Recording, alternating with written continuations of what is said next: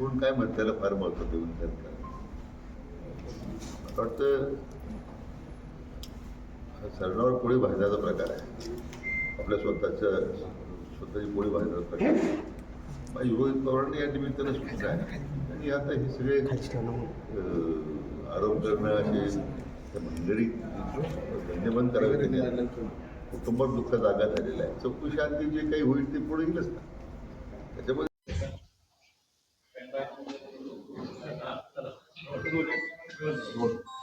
Sir, Ajit पवारांच्या अपघाताची CBI चौकशीची मागणी राष्ट्रवादीकडून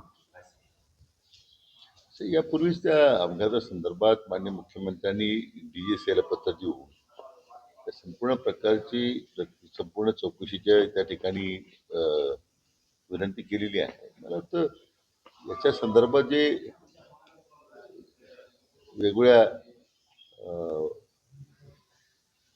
त्या ठिकाणी गोष्टी पुढे आणण्याचा प्रयत्न होतोय, तर म्हणजे या अशा दुर्दैवी प्रकरणामध्ये राजकारण करण्याचा जो प्रयत्न सुरू आहे तो दुर्दैवी आहे. आणि चौकशीमध्ये मोठी राज्यातली दुर्दैवी घटना घडलेली आहे आणि निश्चितच तर सर्वांना दुःख आहे. आणि याच्यामध्ये काही लोक त्याच्यावर त्या दुःखावर दुःखामध्ये आधार देण्यापेक्षा मला वाटतं लोकांचा बुद्धिभेद करण्याचा काही मंडळी प्रयत्न आहे. रोहित पवार असं म्हणतात की ब्लॅक बॉक्स जो आहे तो आगीपासून सुरक्षित आहे, मात्र राजकारणापासून सुरक्षित नाही. कोण काय म्हणत त्याला फार महत्व देऊन करायचं. मला वाटतं हा सरणावर पोळी भाजण्याचा प्रकार आहे. आपल्या स्वतःची पोळी भाजण्याचा प्रकार आहे. माझी रोहित पवारांनी या निमित्तानं सूचना आहे. त्यांनी आता हे सगळे आरोप करणं असे भानगडी धंदे बंद करावे. त्यांनी आता कुटुंबात दुःख जागा झालेला आहे. चौकशी अंती जे काही होईल ते पुढे येईलच ना. त्याच्यामध्ये राजकारण कसं करता तुम्ही? हैदराबाद बँकेचा आदेश लागू झाला. मराठवाड्यात रोज 310 करोड रुपयाचं वाटप करण्यात आलं. जरांगे पाटलांनी पुन्हा जगापट्टा झाला तर आंदोलनाचा इशारा दिला. नाही, मी खरं म्हणजे याच्यात मान्य जरांगे पाटलांच्या भावनेचा मी पूर्ण आदर करतोय. याच्यात काही सरकारची वेगळी भूमिका नाहीच आहे. खरं आतापर्यंत जर मराठवाड्याचा विचार झाला तर साधारण 1.5 लाखापर्यंतचे दाखले पूर्वीच दिले गेलेले आहेत. आता हैदराबाद गॅजेट लागू झाल्यानंतर जी त्यात वंचित राहिलेली लोक आहेत त्याच्यामध्ये वेळोवेळी त्या संबंधित विभाग आयुक्त जे संभाजीनगर आहेत त्यांना खरं सूचना केलेल्या आहेत. मी सातत्याने त्याचा पाठपुरा करतोय. मला वाटतं तो आकडा थोडा चुकीचा आहे. 300 पेक्षा जास्त दाखले मिळाले आहेत. परंतु त्याला निश्चितच गती देण्याची गरज आहे. काही ठिकाणी अधिकाऱ्यांना सहकार्य मिळत नाही. काही ठिकाणी जाणीवपूर्वक त्यात जी त्रिसदस्य समिती नेमली त्यामधले काही मंडळी सहकार्य करत अशा काही तक्रारी पुढे आलेल्या आहेत. संभाजीनगर विभागाच्या आयुक्तांना सूचना दिलेल्या आहेत आम्ही. शेवटी कालांतरानं जर अधिकाऱ्यांकडून कचोरे होत असेल तर मला वाटतं मग त्या संदर्भात निश्चितपणे आम्हाला विचार करावा लागेल. अंतिम सूचना आता विभाग आयुक्तांना दिलेल्या आहेत. मग ते असतील, जिल्हाधिकारी असतील, खालची यंत्रणा असेल, त्याच्यामध्ये मात्र मग आम्हाला कठोर पावलं उचलावं लागतं. जरांगे पाटलांनी जे धनंजय मुंडे यांना इशारा दिलाय, माझ्या दाबी लागून 22 प्रकरणं धनंजय मुंडेची माझ्याकडे आहे.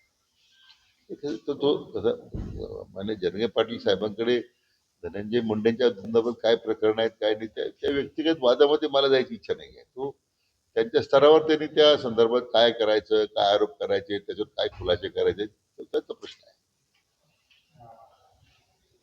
मोहन भागवत म्हणतात की भारतातील जे मुसलमान आहेत ते हिंदूच आहेत, आता त्यांची घरवापसी करायला पाहिजे.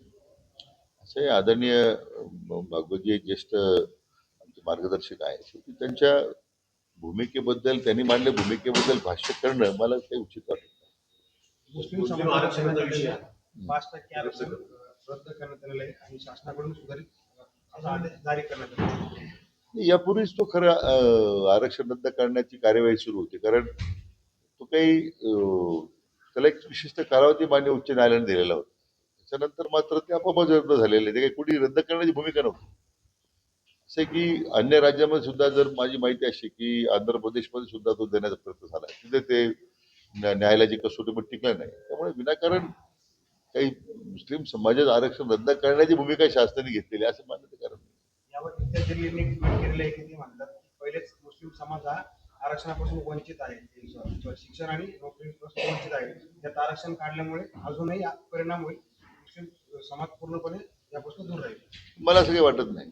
म्हणजे इम्तियाज जलील यांचं काही आरक्षणामुळे त्यांच्या स्वतःच्या राजकीय असलेल्या दोघांमुळे भाग वेगळा, परंतु मुस्लिम समाजाच्या मुलांमध्ये आजही अतिशय मोठे, जर तुम्ही आकडेवारी मला वाटतं राज्य सरकारने आम्ही प्रसिद्ध करू, किती समाजाची मुलं आज शिक्षण घेत आहेत, उच्च शिक्षण घेत आहेत, चांगल्या स्तरावर त्यांना आता संधी मिळते, अशी अनेक उदाहरण आपल्याला देता येतील.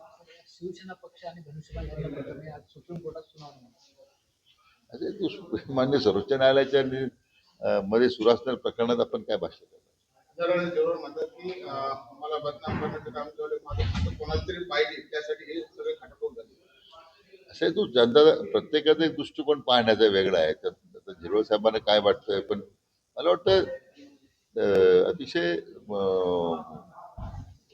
लढवाई आणि निष्ठुरपणे काम करणारा कार्यकर्ता म्हणून मान्य झिरवळ साहेबांची ओळख आहे. त्यांना निश्चितपणे बदनाम करत असेल तर बरोबर नाही. त्यांनी स्वतःच मागणी केलेली चौकशी करावी म्हणून. मला वाटतं त्यांच्या मागणीचा शासन स्तरावर निश्चितपणे विचार होईल. पण केवळ कुठेतरी काही प्रकरणात कोणी लाच घेतली म्हणून त्यांच्यावर आरोप होता, या संदर्भात मात्र चौकशीमध्ये पुढे येईल. पण झिरवळ साहेब हे माझे व्यक्तिगत मित्र आहेत आणि मी इतक्या वर्षांना ओळखतो, ते असं काही करतील असं मला वाटत नाही. अजितदादांच्या पुढच्या दिवशी शाळांना परमपत्र वाटप केल्याप्रकरणी अल्पसंख्याक विभागाच्या सचिवांची बदली करण्यात आली. नाही, आता शासकीय दुखवटा होता, 3 दिवसाचा सुट्ट्या होत्या. आता त्यांच्या गैरहजेरीत जर आता काही प्रकार घडले असतील, मला वाटतं कालच त्यांच्या संदर्भात त्यांची तडकाफडकी बदली झालेली आहे, त्याची चौकशी होईल. पण असं जर योग्य, जर असं काही त्या अधिकाऱ्यांनी केलं असेल तर कारवाई झालीच पाहिजे. मालेगावचे उपमहापौर शहाणे त्यांचं म्हणणं आहे की टिपू सुलतानाचा फोटो कोणीच काढू शकत नाही, कारण तो संविधानात आहे.